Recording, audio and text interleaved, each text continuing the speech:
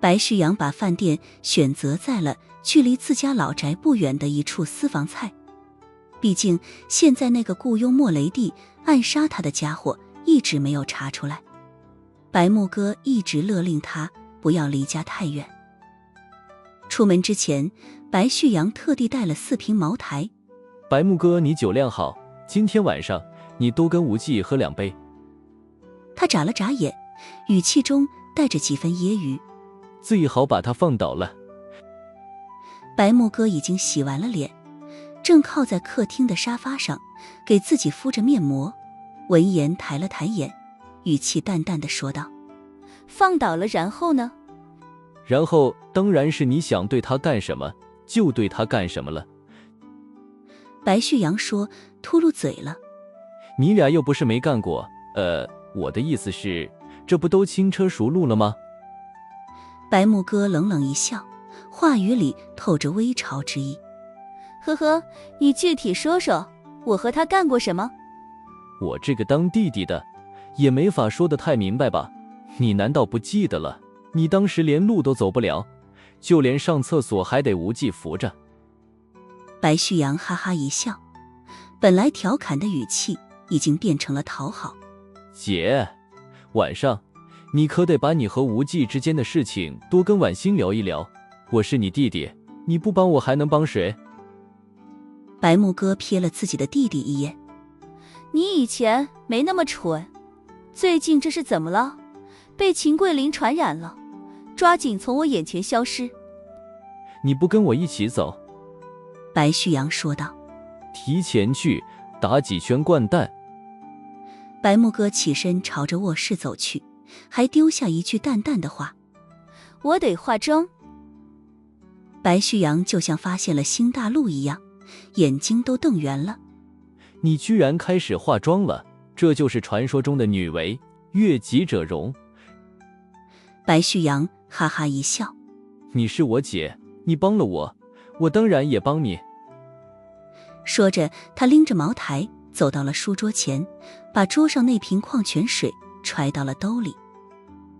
私房菜馆，白旭阳和秦桂林满脸八卦的把苏无忌夹在中间。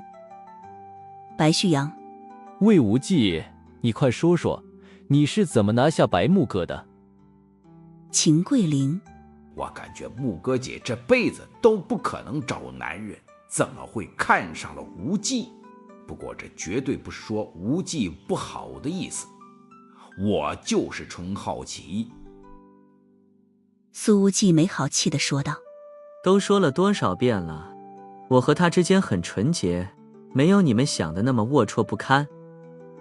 白旭阳低声说道：嘿，这里没有外人，别否认了。白东河当时带了一堆人过去，全都看到你们睡在一起了。显然白家那些八卦的保镖和保姆们完全把白东河的叮嘱抛到了脑后了。估计现在整个白家大院都已经传遍了，法不责众，白东河也不能因此拔了所有人的舌头。谁和谁睡到一起了？江婉欣的声音从外面传来，随后他推开门走进来，把黑色夹克外套脱下，随手将之甩在了包间里的衣架上。江婉欣在外套的里面穿着的是绝密作训处的浅色制式衬衫，即便是统一制服也难掩曼妙曲线，常年训练造就的腰肢收束成惊心动魄的弧度，却在胸口陡然绽放出又饱又满的曲线。墨绿领带随着动作轻晃，金属领带加上镌刻的绝密部队徽章泛着冷光。虽然这衬衫和领带的款式属于极其的性冷淡风，但配上蜜桃少校的独有曲线，对于制服控来说可是绝对的超级大杀器。苏无忌立刻狠狠瞪了2个二货一眼，连忙说道：没什么婉欣，你今天打扮的可真好看。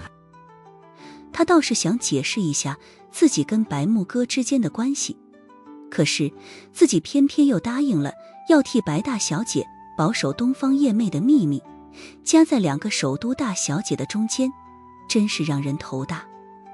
江晚星对苏无忌的夸奖很受用，笑颜如花。我没打扮，平时都这么穿。他转身坐下，及肩黑发在颈后扫出利落的弧线，曾被非洲烈日吻过的肌肤透着健康的光泽，眉峰天生带着3分的凌厉，偏偏被那双含着星子的眼睛化去了锋芒。此刻江晚星望着苏无忌，眼尾微微上挑的弧度像是藏着小钩子，偏偏又端得一副正气凛然的军人做派，这种气质上的反差实在是让人着迷。白旭阳立刻说道：晚星，你不打扮也好看，在这方面我和无忌的观点一样。江晚星没好气地看了他一眼。我需要你夸。秦桂林在旁边替白大少磨了个哀，显然江大姐头的所有耐心都只给了苏无忌一人。白旭阳此刻的心情仍旧极好，他说道：无忌，听说你这次把领风组和什么忍者流派全都暴揍了一顿，就冲这事儿，咱们今天都得不醉不归。这家伙虽然躲在深宅大院里好几天，但是消息却灵通得要命。江晚星听了这句话，眼睛里顿时流露出惋惜之意。这种任务以往都得绝密作训处和国安出动，可这次偏偏被调查局严格保密，可惜了，失去了一个并肩作战的机会。这蜜桃少校的心里对宋鹤鸣必然有许多不满。苏无忌笑道：以后有的是机会，咱们一起杀到东洋本土去。江晚星的眼睛一下子亮起来，仿佛已经看到了未来并肩作战的场面了。白旭阳虽然对苏无忌佩服得要死，但对于女神被抢走一事，心里依然是有点酸溜溜的。这家伙补了一句：无忌，听说你这次救了一对东洋姐妹花。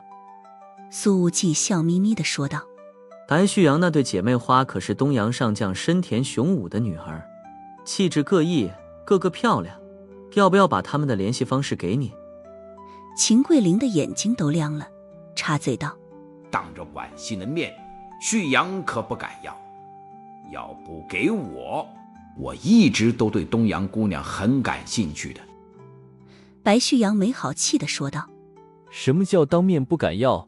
我背地里也不要啊。而这时候包间门打开了，穿着米色风衣的白木哥走了进来。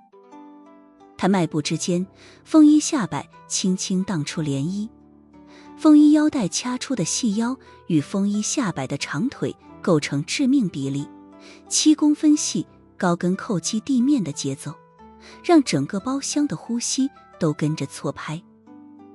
白木哥那羊脂玉般的天鹅颈从风衣领间延伸而出，铂金项链轻轻垂落在锁骨凹陷处，他的冷白肤色与墨色长发形成强烈反差，长发中段缀着细碎的钻石发卡，随着偏头的动作在耳畔闪烁。这几个看似简单的首饰点缀，却衬托着白木哥整个人都在发光。尤其是那漫不经心扫视全场的神态，简直像极了巡视领地的女王。这一刻，就连天天都见到她的白旭阳眼睛都明显亮了好几度。白木哥的出现让整个包间都一下子安静了下来。我的天，白木哥，你今天的打扮有点好看啊。白旭阳忍不住地说道。江晚星以往也从来没见过白木哥这么打扮过。事实上，虽然他和白旭阳从小到大都是死党，但和白木哥的见面次数并不算特别频繁。这位比白旭阳大了3岁的姐姐，似乎从小就觉得他们这些大院子弟打来打去的非常幼稚，根本不屑于跟他们玩耍。至于后来，白木哥本科就出国读书，彼此见面的机会就更少了，每年顶多见上1、2次。但出于女人的直觉，江晚星也隐隐觉得今天的白木哥多少有点反常了。不用别人谦让，白木哥直接走到主位，也不知道是不是刻意，在经过苏无忌身边的时候，顺手撩了一下风衣。风衣的下摆偏偏只扫过苏无忌的膝头，让他莫名想起那天晚上在秦北河里的嬷嬷和蹭蹭。白木哥走到座位边，并没有立刻坐下，而是先脱掉了风衣。米色风衣从肩头滑落的瞬间，空气里浮动的暗香陡然浓烈。他随手把风衣甩向衣架的动作，带出了胸前惊人的涟漪。这风衣被甩出之后，也挂在了衣架上，正好挂在了江晚星黑色夹克的外面。白木哥的内搭是一件白色的低领针织衫，质地柔软贴身，完美勾勒出他流畅的胸廓和优雅的肩线。领口收束在锁骨下方1寸，险险遮住雪浪翻涌的弧度。白木哥的下半身搭配了一条高腰的浅灰色阔腿裤，裤腰微微收紧，将他的大长腿和纤细腰线展现得淋漓尽致。这身材比例近乎完美，高挑而不失柔美，色调搭配在冷淡中，又带着一丝难以言喻的性感，无比浓郁的女王范儿。秦桂林的喉咙艰难地滚动了几下，随后偷偷拿起手机，对白旭阳发了一条消息：木哥姐今天这是杀疯了。白旭阳平时见到的白木哥，大部分时候都是穿着睡衣的慵懒样子，就连说话都懒洋洋的，跟一只睡不醒的考拉似的。此时他也有些反应不过来，手里的茅台酒瓶都差点握不住。即便白木哥进来之后还没说一句话呢，江晚星便已经明显感觉到了气场压制。苏无忌忽然觉得，这似乎才是东方夜魅的真实模样，而自己和这女人在北河省朝夕相处的那2天，已经像是一场旖旎又遥远的梦。白木哥环视全场，轻轻一笑，目光落在了苏无忌的脸上，说道：怎么，我一进来就都不说话了，不欢迎我？江晚星立刻说道：怎么会呢，木哥姐，我们也是很久没见了，你今天真漂亮。白木哥玩味地看了江晚星一眼，唇角轻轻勾起，说道：晚星今天也很漂亮呢。江晚星微笑道：谢谢木哥姐。包间里的气氛似乎已经和谐下来了。然而白木哥的下一句话便是：晚星，你和旭阳郎才女貌，真的很般配呢。随着白木哥的这句话一出，场间的气氛似乎瞬间凝固了，就连一直憋着要搞事的白旭阳，也像是被施了定身咒，一下子忘了自己要做什么了。不过紧接着他便明显兴奋起来了。不愧是自己的亲姐姐，这种事儿还是得帮着老弟呀。苏无忌不等江晚星说话，便直接说道：白木哥，你是没睡醒，延时把眼睛糊住了吗？你睁大眼睛好好看看他们俩哪里般配了。江晚星本来被白木哥这句话搞得愣了一下，但也没觉得意外，毕竟首都大院里的许多长辈都早就认定他和白旭阳是一对了。听到苏无忌这么维护自己，他嘴角微微上扬，露出一抹发自内心的浅笑。木哥姐，我一直把旭阳当兄弟看的。听了这句话，白旭阳有点着急了。这天底下哪有纯洁的男女关系？晚星，我对你什么心思，你又不是不知道。然而他偏偏遇到了喜欢打直球的江少校。蜜桃少校毫不含糊地直接说道：白旭阳，我们不合适，都跟你说过多少遍了，被拒绝也会上瘾吗？白旭阳也是轻车熟路地答道：反正你拒绝是你的事，喜欢你是我的事，我不会放弃的。类似的对话其实已经发生了很多遍了。苏无忌见状，忽然很想把卓灵雨介绍给白大少，这两人可太般配了。白木哥看似云淡风轻的笑了笑，说道：那咱们先吃饭，暂且不谈这个。白旭阳立刻就泼下驴的说道：对，先吃饭，喝酒喝酒。苏无忌没好气的看了白木哥一眼：白木哥还不是你先提起来的，搞得你现在像是和事佬一样。此时的苏无忌左手边是江婉星，右手边是白木哥，被两个女人夹在中间，着实是幸福的烦恼。白木哥笑了笑，没说话，而江婉星则是轻轻打了苏无忌的胳膊一下，小声道：你啊你，不用替我出头的，木哥姐人很好的，就是随口问一句罢了。其实苏无忌能直接站出来怼白木哥，江少校虽然觉得不至于，但心里还是有着甜意在泛开。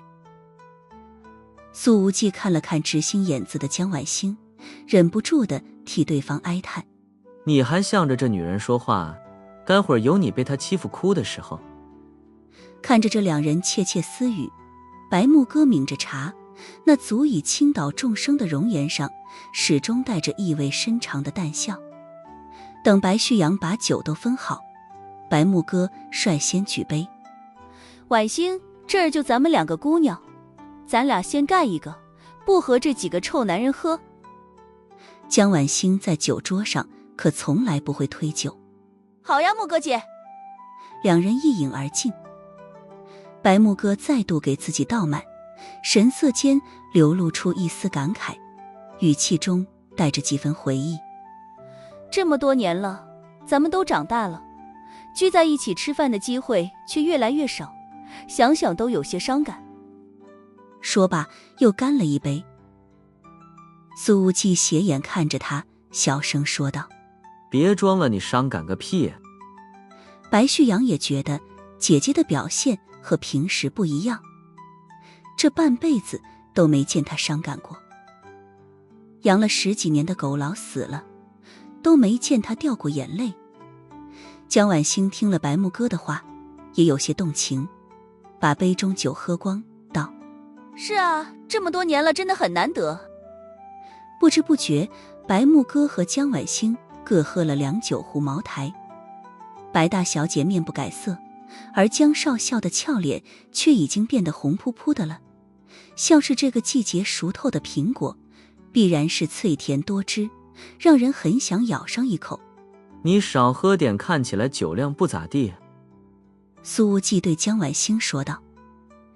白木哥的声音在苏无忌的右边响起：婉星酒量可以的，你不用帮他拦着。苏无忌听了，扭头没好气地看着他：你故意在灌他酒？这一会儿白大小姐的表现可太明显了，一直在变着法儿找江婉星喝酒，江少校偏偏还不懂得拒绝。白木哥呵呵一笑：婉星酒量不错，平时起码半斤起步，怎么看我跟婉星喝酒你心疼了？无忌没事的，我可以喝的。江婉星的目光顶多是有些微微迷离，确实还不到醉眼朦胧的程度。他说道：反正明天是休息日，今天好不容易见到木哥姐。苏无忌没好气地说道：酒桌上哪有这么实心眼的？你被白木哥卖了还要数钱呢。白木哥又倒满了酒，站起来绕过苏无忌，走到了江婉星的身边。由于几人的座位问题，此时的白大小姐看起来要跟江婉星站着喝酒，可身体已经顺势靠在了苏无忌的身上。那阔腿裤下的丰软柔臀已经轻轻抵在了苏无忌的肩膀上，后者清晰地感受到了这种柔软的重量。而坐在江婉星对面的白旭阳正好能看到此景，顿时惊得眼珠子快要掉到地上了。他忽然想起来自己之前在书上看过的一句话，发生过亲密关系的2个人，在公众场合下的距离感会变得模糊，会有很多无意识的接触。而现在，白木哥和苏无忌就是这句话的铁证。但白旭阳转念一想，之前这两人应该都睡在一起了，便又觉得没什么了。肩膀被施加了柔软的压力，苏无忌的身形绷直，但却没有挪开。婉星，作为白旭阳的姐姐，我还是很希望看到你能变成我的弟妹。白木哥强调了一句，随后道：当然了，如果你真的不喜欢他，我只能表示遗憾，尊重你的选择，并且祝福。说完，他真的把杯中酒喝干了，那种遗憾看起来可太逼真了。虽然一口闷，但是却并不显得多豪放，反而其中透着很强烈的优雅感。江婉星也赔了一杯。谢谢木哥姐，其实我已经有了。他确实不喜欢弯弯绕绕，之前之所以一直没向苏无忌表明心迹，主要也是怕对方对自己的情感不到位而引起双方尴尬。但此刻在酒精的助推下，已经有点上头的江少校准备把事情挑明了。他本想说的是，我已经有了喜欢的人，已经有了老苏家的传家宝，我都已经被无忌老爸认可了，你们白家就不要再争了。然而江婉星的这后半句话还没说出口呢，就被白木哥打断了。无忌，咱们两个跟婉星一起喝一杯吧，他还不知道咱们俩的关系呢。此言一出，江婉星的酒一下子醒了一半，脊背都骤然挺直。一直埋头吃菜的秦桂玲听了这话，手一松，筷子啪的掉落在骨碟上，心脏开始狂跳。我操我操，木哥姐杀疯了。秦桂玲在心里低呼。白旭阳更是下意识地吸了吸鼻子，他总感觉空气中忽然有火药味弥漫开来，似乎世界大战在下一秒就要爆发。苏无忌没好气地站起来说道：白木哥，你搞什么？我和你能有什么关系？秦桂林看到苏无忌这样直接当面否认，不禁暗暗竖了个大拇指，觉得好兄弟真是我辈渣男楷模。白木哥扭头看着苏无忌，这一秒他的大眼睛里似乎有雾气升腾而起，表情看起来都带着强忍的委屈。我们之间没有关系吗？有个屁的关系啊！苏无忌一看这演技就来气，这家伙双手扯着白木哥的胳膊，把他直接拉回了座位上。疯女人，你喝多了开始耍酒疯了。白木哥凝视着苏无忌的眼睛，看起来很倔强很认真，可是这倔强之下却有着一抹只有苏无忌自己才能看到的玩味与戏谑。一看到这戏谑的表情，苏无忌就意识到，这把完了，自己能被白木哥这女妖精给玩到骨头渣都不剩。早知道今天会遇到这场面，还不如在酒店里跟叶璎珞一起玩了。就算是自己因为功法问题不能破了身，但用手总是可以的吧。自己好歹还长了一张嘴，长了一条3寸不烂之舌，到时候好歹能让叶璎珞知道什么叫唇枪舌剑，也不至于在这里经历2女1男的修罗场。然而白木哥根本不给苏无忌展现3寸长舌的机会，他凝望着眼前的青年说道：我没醉，我很清醒。无忌，我知道我在想什么，我也知道我在说什么。苏无忌扭头看了一下江婉星，立刻说道：婉星，我和白木哥是清清白白的，你可不要相信。看到他这么慌张解释的样子，江少校一下子笑了，重重点头。白木哥的杏眼中闪过了一丝微不可察的不悦，随后幽怨之色便涌了出来。也不知道是不是演技太好了，那种幽怨和哀伤简直逼真的足以媲美专业演员。无忌，那一夜是我这些年来……你闭嘴，跟我出来！苏无忌直接捂着白木哥的嘴巴，拖着他往包间外面走。可怜白大小姐踩着那么高的高跟鞋，被拖了几步，差点摔倒在地上。干啥？你们先吃，我和他好好谈一谈。苏无忌说着，把包厢门砰然关上，直接将白木哥拉进了旁边的卫生间里。包厢里的3个人，你看看我，我看看你，气氛很是有些尴尬。白旭阳莫名没了要揭穿苏无忌和自己姐姐睡过觉的冲动了。他咳嗽了几声。婉欣，你多吃点，吃菜吃菜。秦桂玲，婉欣，这汤不错，你多喝点。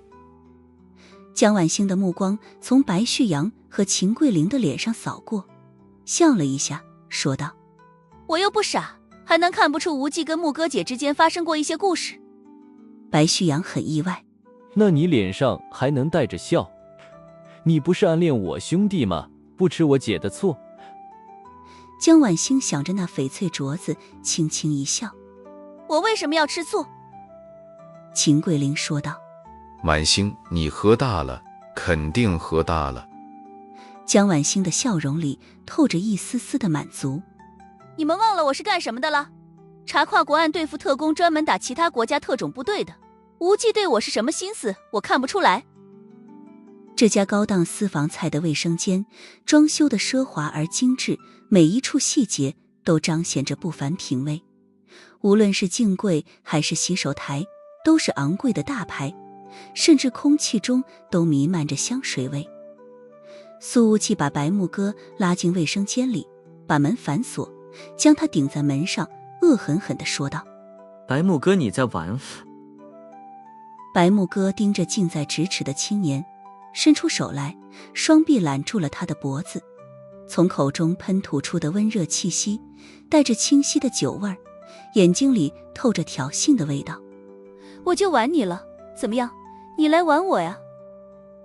虽然说白木哥喝了酒之后面不改色，但是眼睛里多少是能看出来一点酒意的，尤其是眸光之中的那种朦胧感，更是让她的美又增添了别样的风味。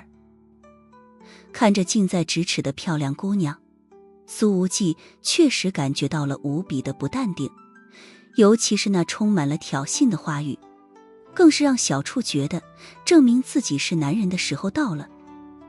这能忍，是要让白大小姐见一见什么叫做真龙出海了。怎么不敢了？白木哥的眼睛里忽然涌出了一抹嘲讽。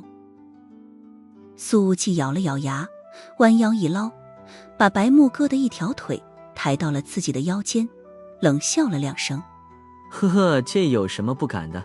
白木哥，信不信我在这卫生间里把你给办了？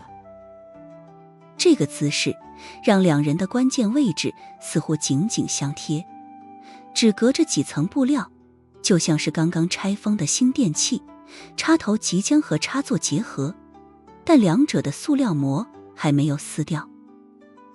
白木哥的裤子很轻薄，苏无忌的掌心透过布料清晰感知到对方大腿的肌肉正在轻颤，小处的身体一下子火热了起来，感受到苏无忌的手在自己的大腿上用力抓着，白大小姐冷笑起来。江婉欣知道你这双手摸过我多少地方吗？这一句话有点炸裂，苏无忌的动作顿了顿，随后老老实实地说道：别说他了，连我自己都不记得。但这句话莫名让小季季更热了。白木哥眼睛里的嘲讽不减反增。你和江婉欣搂在一起睡过觉吗？苏无忌：没有。你抱着他在河里面游过泳吗？没有。他浑身上下都被你蹭过了吗？没有，我都跟你解释过了，那次蹭了你也不是故意的，不是带着你一起逃命的吗？苏无忌说道。只是他说着说着有点底气不足了，似乎今天自己对白木哥确实有点过分了。白木哥的眼睛里浮现出了一层水雾。我被你摸了个遍，江婉欣都没被你碰过，那你凭什么当着江婉欣的面拼了命的和我撇清关系？有没有考虑过我的感受？恶心。苏无忌忽然觉得白木哥说得很有道理。这一刻，他看着眼前姑娘渲然欲泣的样子，开始有点不太确定，对方到底是不是在发挥着演技了。这女人的段位太高，真是让人摸不透啊。对不起啊，他很认真地说道。不管有意无意，我确实碰了你。这家伙被白木哥的情绪带进坑里了，完全忘了今天就是白大小姐在主动挑事儿。白木哥看着苏无忌那满是认真情绪的眼睛，心弦似乎是被是什么东西轻轻拨动了一下，随后忽然间笑了。我逗你玩的你也太蠢了吧，毕竟就算是你想对我负责，本小姐还得好好考虑考虑。苏无忌愣了一下，随后没好气地说道。白木哥，你玩弄我的感情，既然你这么说，我就要问问，你对我有感情吗？白木哥目光微潮地盯着苏无忌，双手却仍旧放在他的脖子上。若是没有感情，就谈不上玩弄。在话术上，苏无忌实在不是白大小姐的对手。他居然认真地想了想，感情应该是没有，但对你的感觉和对其他女人的感觉不一样。白木哥呵呵一笑，说白了就是想睡我，又不想负责。苏无忌的表情一下子变得有些艰难。你的总结好像很精辟。你毕竟是被我搂着睡过觉的男人。白木哥很直白地说道。看到你这么在意江婉欣，非要撇清和我的关系，我有点不爽。说话间，也不知道是不是由于被苏无忌顶得太紧了，他轻轻地动了一动髋。然而身后就是门，这一动不仅拉不开距离，反而相当于磨蹭了一下，让苏小季的感受更为明显。白木哥的身子也软了一软，他不禁想起来那一条被自己从北河带回来的睡裤了，上面的烟痕已经被自己亲手洗掉了，但是那条原价只有几十块的二手睡裤却已经被自己整整齐齐地叠放在了衣柜里。也不知道是不是由于酒精的作用，白木哥盯着苏无忌的嘴唇说道，最好不要让姐姐我真的对你动了情，不然我的占有欲是很强的。苏无忌意识到自己不算理亏，现在也不示弱了，顶着对方的小姊妹呵呵一笑。那我倒是很想知道，你的占有欲到底强到了什么程度？两人的距离越来越近，呼吸在密闭的空间里越发灼热。白木哥腾出了一只手，捏住了苏无忌的下巴，目光仍旧落在了他的嘴唇上，声音之中的温度还在升高。说不定姐姐我会把所有和你暧昧的女人都弄死呢。说着，他的指尖从苏无忌的下巴落下，划过了他的喉结，随后整个手掌都按在了面前男人的胸膛上。弄死所有暧昧的女人？苏无忌的眼睛里开始变红，喘着粗气，反客为主，一把扣住了白木哥的脖颈。那恐怕你第一个要弄死的就是你自己。说着，他的手一用力，直接把白木哥的脖颈往前一拉。两人的距离本来就不超过10公分，这一下嘴唇便重重地碰在了一起。虽然是一触即分，但苏无忌这一下也绝对是相当主动，绝对不是苏小受了。白木哥定睛看着他，红唇翕动，冷冷一笑。你亲我了？苏无忌毫不示弱。是啊，怎么样？谁说我不敢玩的？白木哥那平日里很是冷淡的眸子里，此刻有莫名的情绪在涌动。可是，我从来都不喜欢当被动的那一个。说着，他那搂住苏无忌脖子的右手和放在对方胸肌上的左手同时用力，一拉一抓，嘴唇再度吻在了一起。白木哥的唇膏味道是薄荷味的冷，而所呼出的气息又是烈酒的灼热。火热的呼吸混合着烈香的酒气，在两人的口腔里交替传递着。苏无忌的拇指正好压在白木哥的颈动脉上，他能够清晰地感受到，随着唇与舌的纠与缠，怀中女人的脉搏正剧烈跳动。这种从未体验过的交流，让苏无忌的所有理智都被瞬间点燃。这一刻，白木哥再度轻轻扭了一下，动了动髋，似乎在遵循着某种本能的召唤。苏无忌的右手本来是架着白木哥的腿弯的，这一下也是顺着大腿就探索了上去。那宝玉满的曲线顶端和苏无忌的掌心无比贴合，白木哥的喘语息一下子变得更热了。苏无忌的手似乎不满足于那两层布料，直接伸到了腰间，就要从纤腰与裤子的缝隙往下伸去，想要探向生命的起源之地。白木哥已经动了情，根本没有做出任何阻拦的动作。然而就在苏无忌的手刚刚伸进了一半，手掌正被窄细腰带卡住的时候，一道声音从外面传来：喂，你们俩聊完了吗？白旭阳来敲门了。还好这不是那种下部空了一块的格子间，不然白大少肯定可以看到这里面的两人居然只有3条腿着地。还没谈完呢，你先等等。苏无忌抽嘴说道。白木哥发丝凌乱，面庞之中仿佛有水要滴出来，他喘着粗气，没好气地喊道：白旭阳，你给我回去。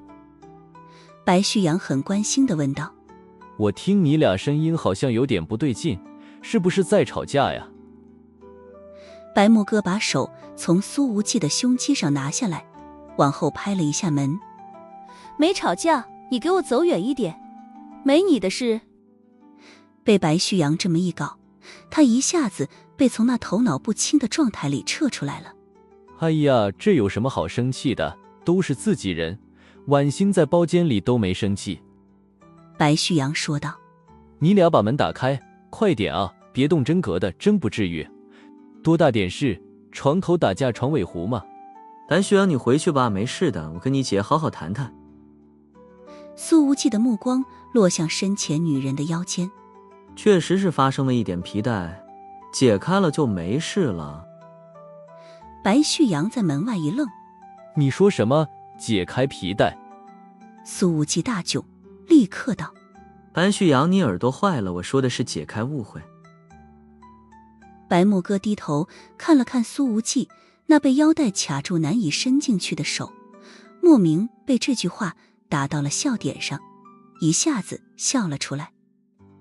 白旭阳隔着门听到了这笑声，说道：笑了就好，笑了就好。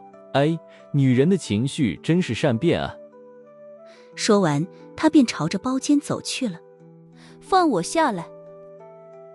白木哥把苏无忌的手从腰间拽出来，说道。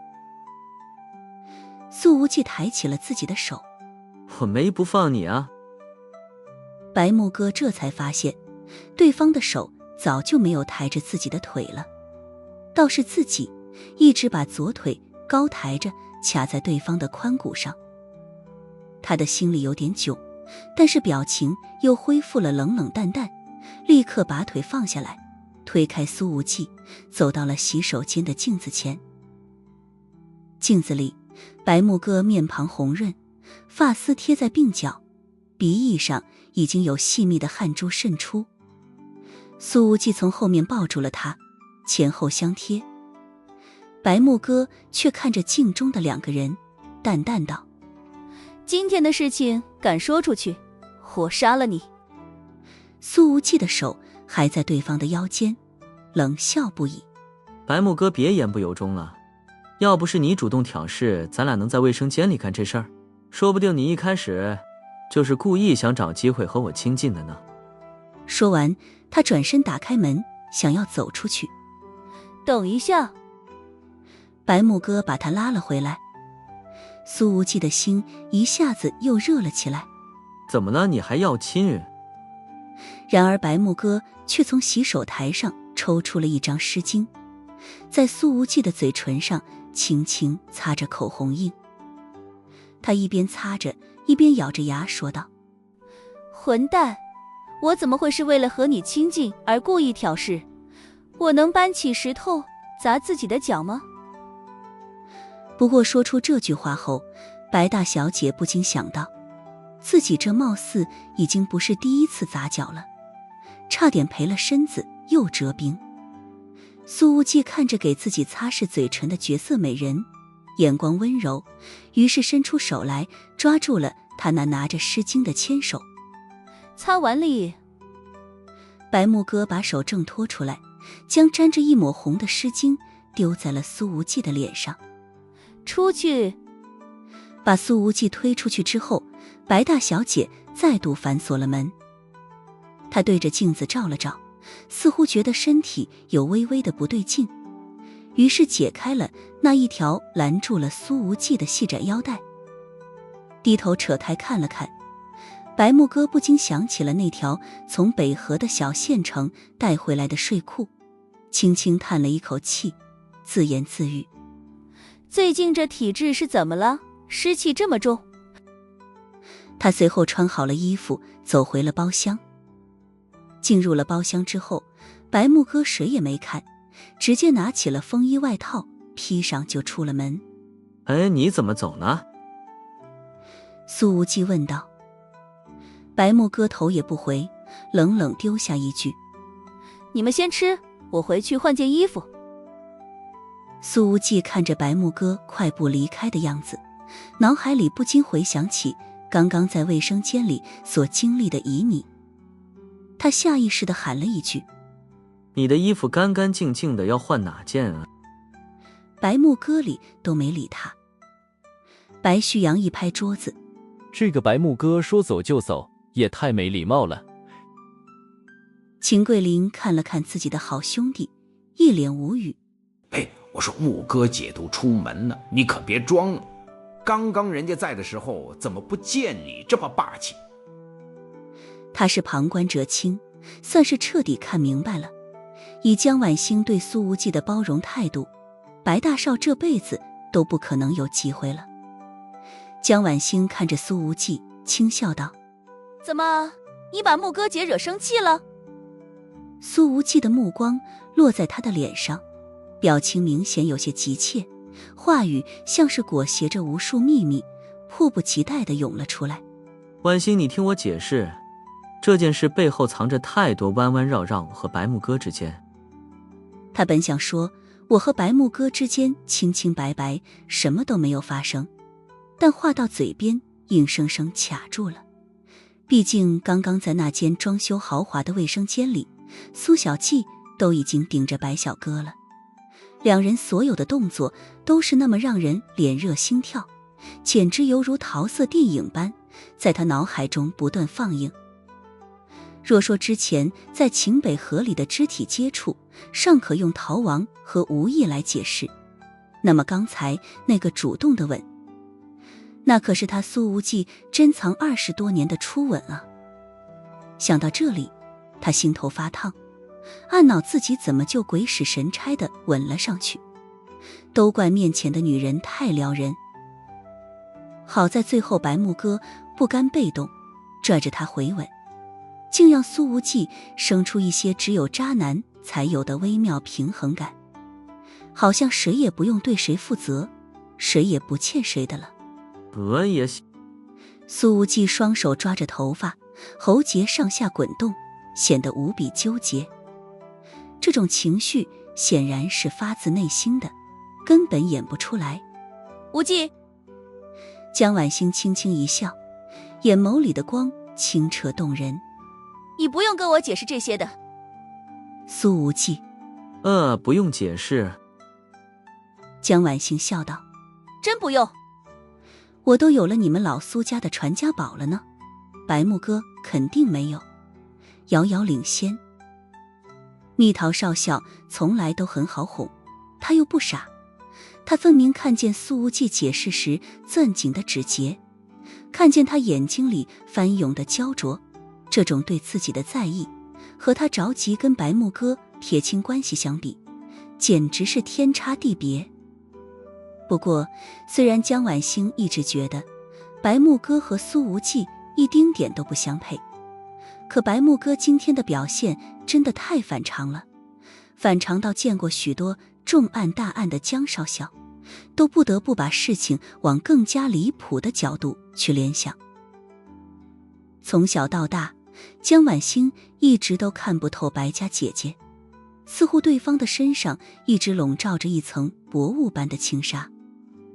如果白木哥真的成为竞争对手的话，那么绝密作训处最年轻的现役重案组长将要面对他人生中最棘手的一场战争。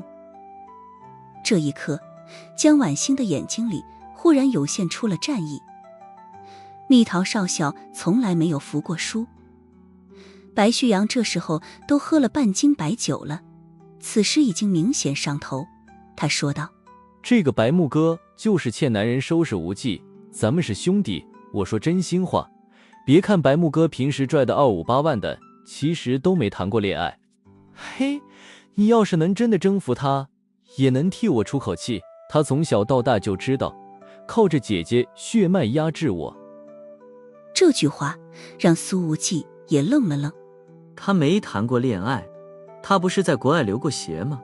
那些老外不是玩得很开放？他的眼光高得很，连一个男人都看不上。白旭阳说道，我一直觉得白木哥这辈子都不需要男人。苏无忌却坐在原地，瞳孔深处有点震惊。如果白木哥没谈过恋爱的话，也就是说自己刚刚把对方的初吻给抢走了。责任心很强的苏小处忽然间开始思考要不要对白木哥负责的事情了。江晚星则是说道，无忌，我们喝一杯。苏无忌看着对方那红扑扑的俏脸，你还行吗？江晚星笑道，这会儿都醒酒了。可不是吗？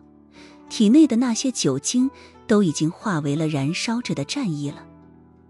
江少校可从来不认为自己有了传家宝在手，就先天立于不败之地了。他必须要真正占领苏无忌的内心，才能更好的配得上那个翠绿欲滴的镯子。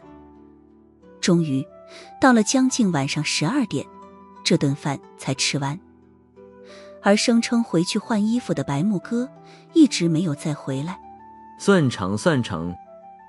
苏无忌对白旭阳和秦桂玲说道，你俩各回各家，我送晚星回家。白旭阳喝了快1斤茅台，大着舌头说道，我送，我也想送晚星。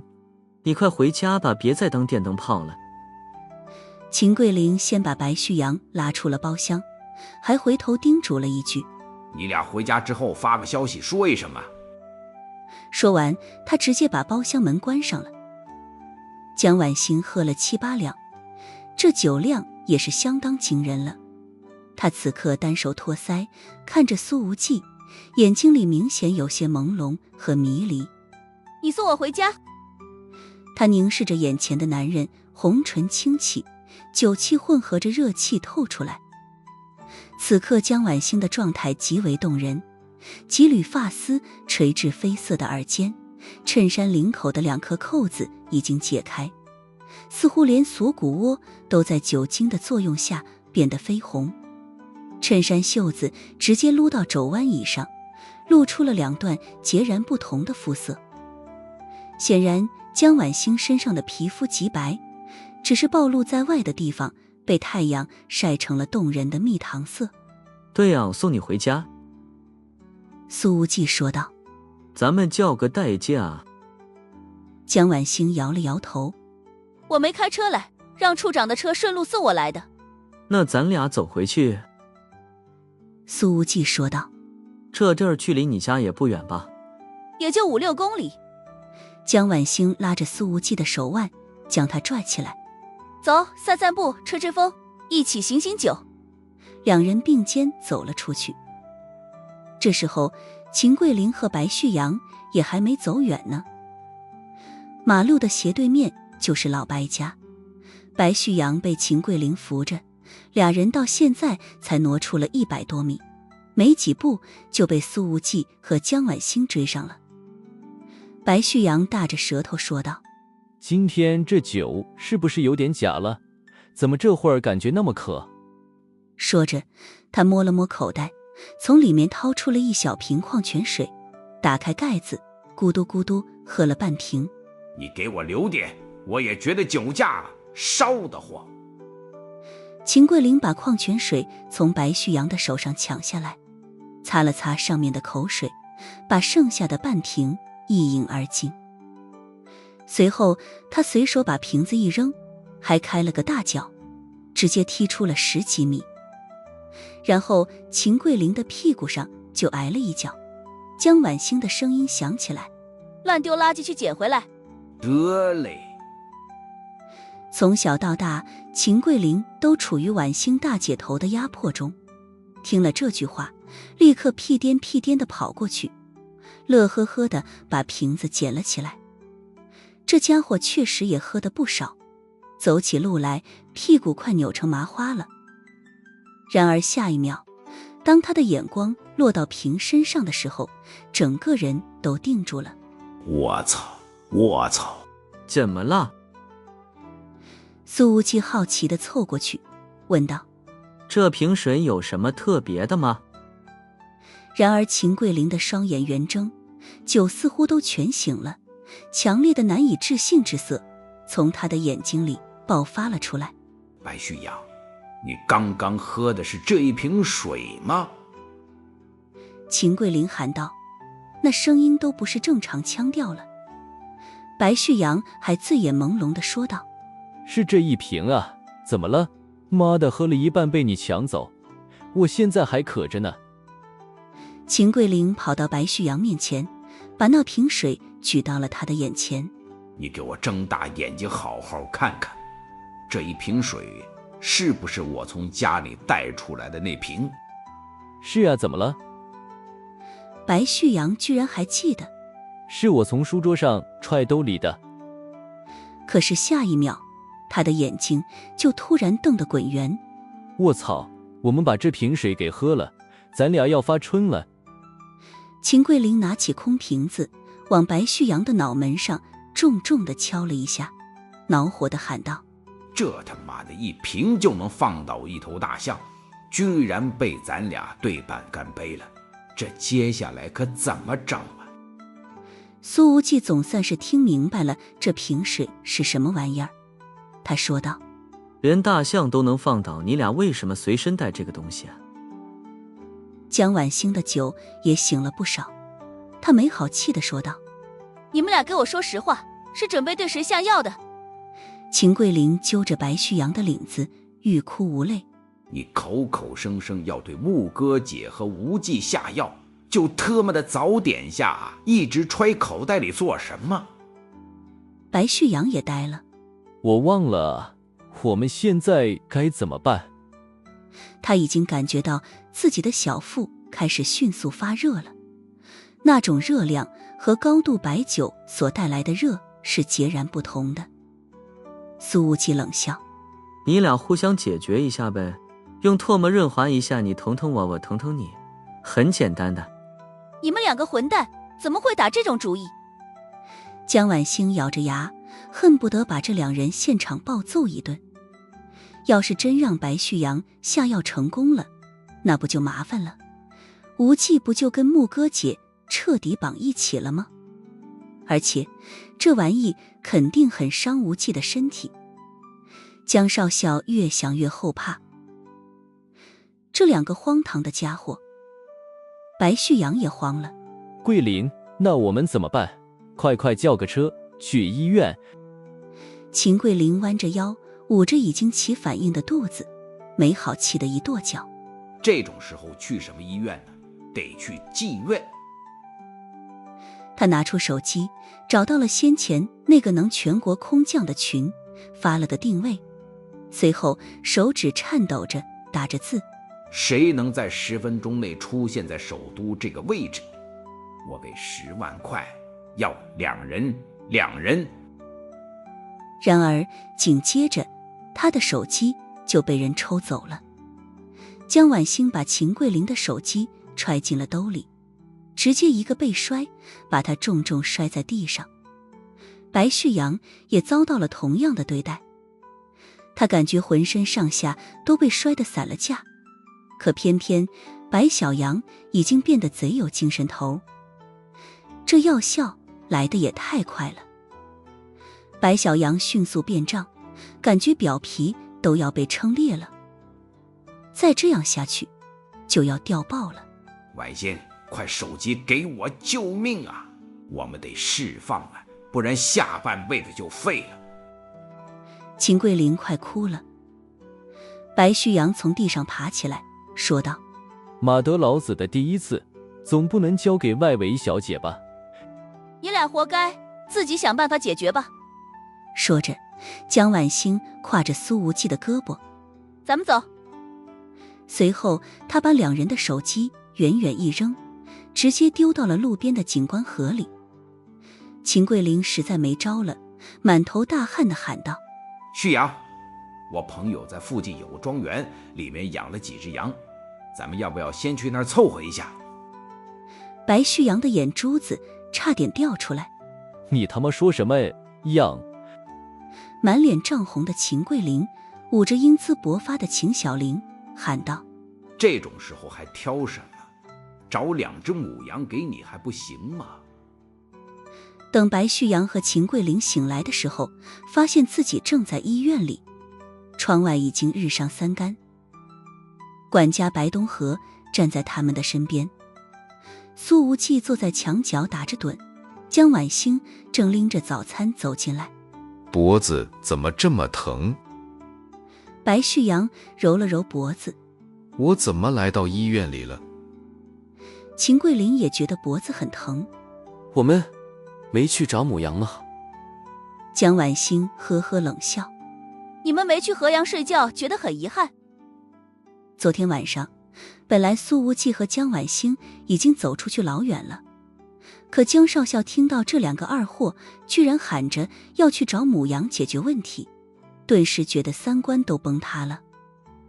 苏无忌其实很想送他们去日阳，顺便录个视频，但江婉欣手起刀落，2记手刀直接把撑爆了皮的2位少爷砍晕了过去。白旭阳的手伸进被子里，有点意外。下去了。秦桂林也摸了一下，脸上顿时涌出了惊喜。的确是下去了。哎，怎么又起来了？白东河满脸苦笑说道：二位少爷千万别碰，不能给外部刺激，脑子里也不能想那方面的事情，不然还得给你们抽血。江婉欣冷笑2个蠢货。他是有些恼火的，明明昨天无忌要送自己回家，2人在月光下吹吹夜风散散步，本来多惬意的事情，结果2人世界却被这2个废物给破坏了。白旭阳：抽血？抽什么血？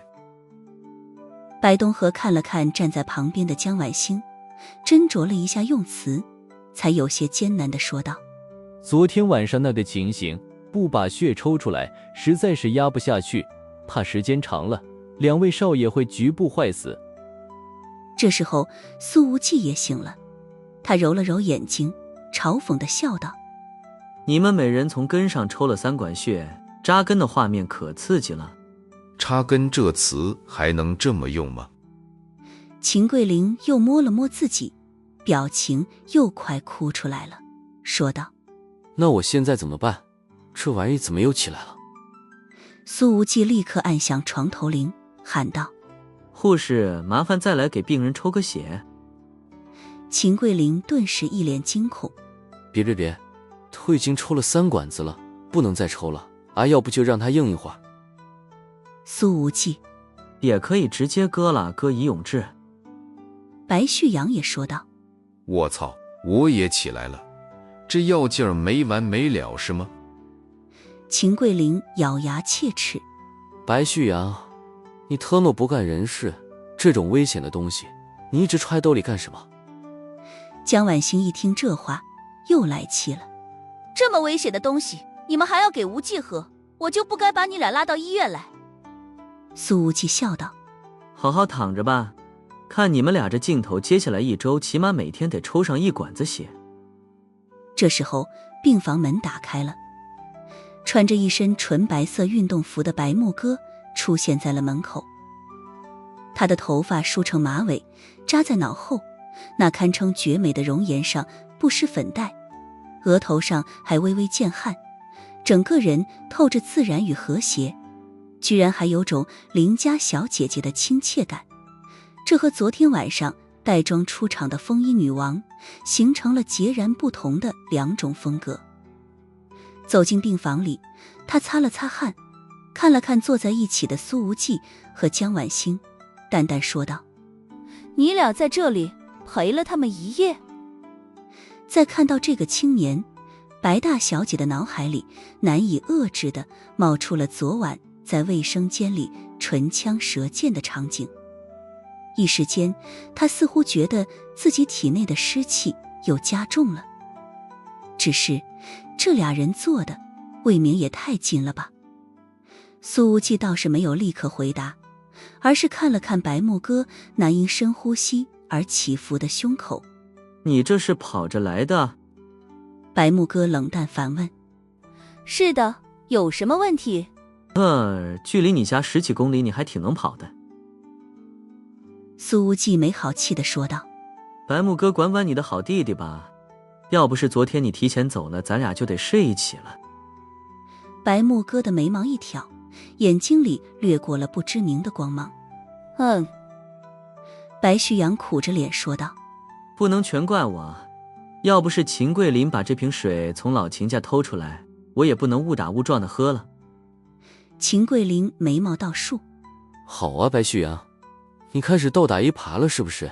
你当初非拉着我入伙，说什么你来负责开房，让我负责给木哥姐和无忌下药。”白木哥的杏眼之中似乎有着微微的杀气。“白旭阳，你找死呢！”白旭阳艰难地陪着笑说道：“姐，我这不是怕你和无忌没有进展到那一步，给你们加把劲呢。”白木哥转向白东河，冷冷说道：“告诉医生，停了这2人的所有治疗，死了也不要抢救。”“是。”白东河苦笑着应了一声。不过以这位大管家跟大小姐相处了这么多年的经验来看，他莫名觉得此刻白木哥不是真的生气。药效已经如潮水般涌上来，白旭阳简直快被白小羊给胀哭了。“姐，我是你的亲弟弟啊，你不能这样对我。”白木哥摇了摇头：“我已经很久没见过这么蠢的人了，你最近是怎么了？智商直线下降。”白旭阳一指秦桂林：“肯定是被他传染的。”这时候江婉欣说道：“木哥姐，我刚买了早点回来，你吃早饭了吗？要不要一起吃点东西？”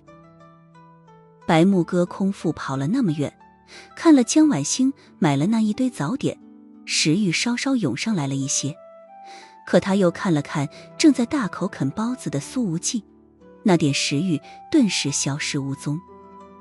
吃别的女人的肉包子吃得很香，是不是？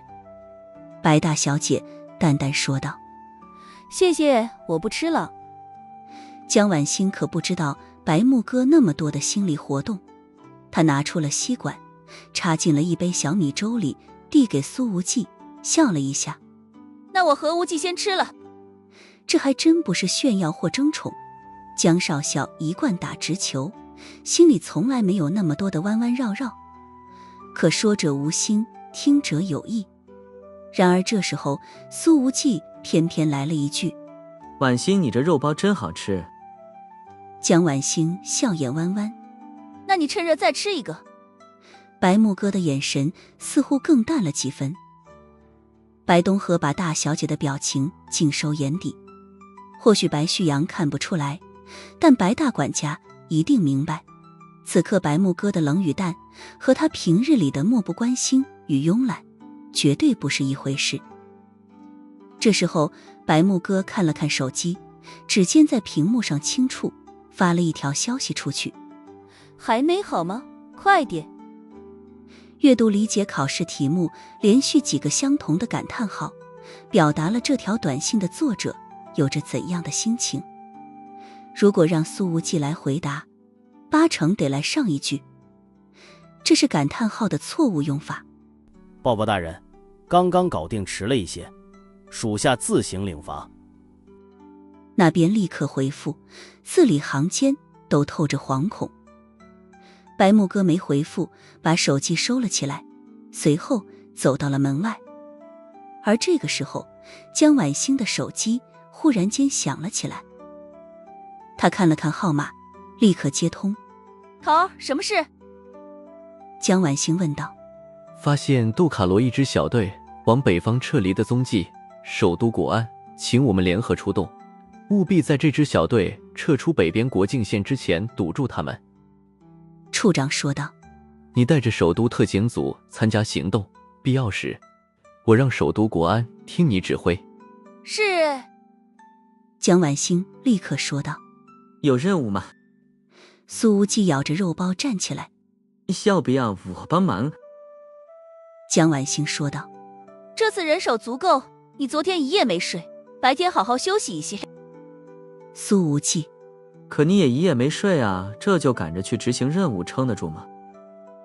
江婉星对苏无忌的关心很受用，轻笑道：“我习惯了，几天不睡也能熬得住。”走到门口，江婉星看到了靠着墙的白木哥，说道：“木哥姐，我临时有任务，先走了，你也别生这2个家伙的气了。”白木哥没什么表情地说道：“我没生他们的气。”江婉星，他还以为白木哥要气炸了，此刻居然说没生气。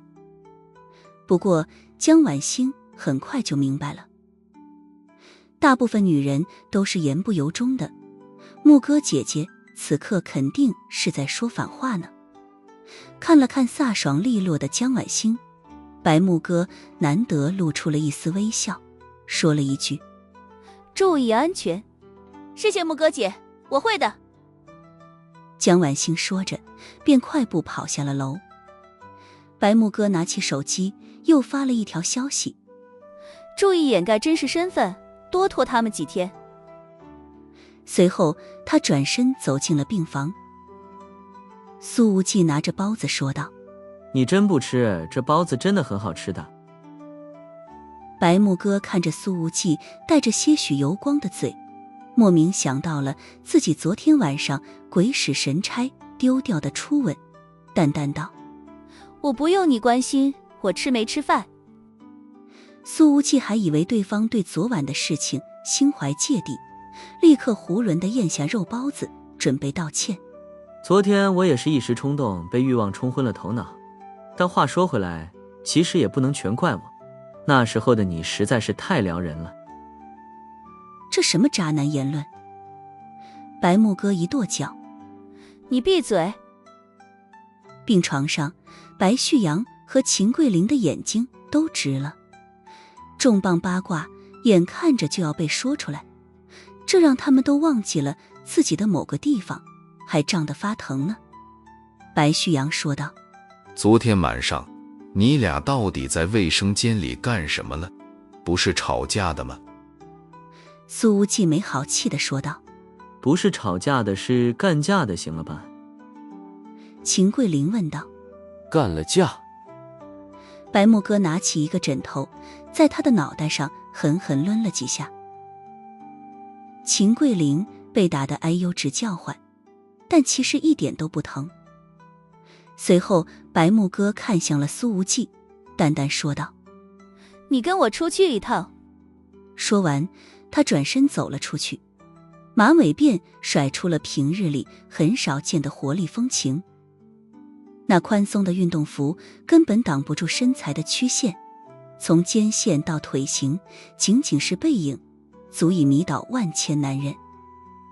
白须阳见状，对一脸懵逼的苏无忌做了个加油的手势。无忌，你快点把这傲娇的女人给我拿下，也好让我扬眉吐气，摆脱这些年被欺压的生活。白须阳喊道。苏无忌看了看他那把被子撑起来的地方，也找了个枕头往上面重重抡了好几下。白须阳震惊地说道：我居然一点不疼。等苏无忌下了楼，白东河已经等在一台绿色的保时捷帕拉梅拉的旁边了，而白木哥就坐在副驾上。白东河把钥匙双手递给苏无忌。无忌少爷，辛苦你开车了。苏无忌接过了那钥匙，随手揣进口袋里。东河叔，你叫我无忌就行，反正是我对不起白木哥在先，别说当司机了，只要能补偿他干什么都行。白东河慢慢瞪大了眼睛，看来故事的精彩程度比自己之前亲眼所见还要劲爆。副驾上，白木哥攥紧了拳头。苏无忌，不要败坏我名声。苏无忌一脸无辜。我没败坏呀，我说的都是实话，我也不是逃避责任的人。白木哥，上车。苏无忌，好累。坐进了驾驶座之后，苏无忌说道：咱们去哪儿？白木哥的表情里看不出任何的心情。君兰凯宾酒店。苏无忌瞪大了眼睛。酒店我去。白木哥懒得搞明白汉语的博大精深，直视着前方，冷冷问道：你去不去？苏无忌，我去。这时候医院停车场里，一台轿车也跟着缓缓启动。开车的男人打了个电话：家主，害了大少爷和二少爷的人已经离开了医院，我正在跟着他们。好，你先跟踪对方，剩下的我来安排。电话那边的语气阴沉。找了那么久，终于把他挖出来了。今天我要把他千刀万剐。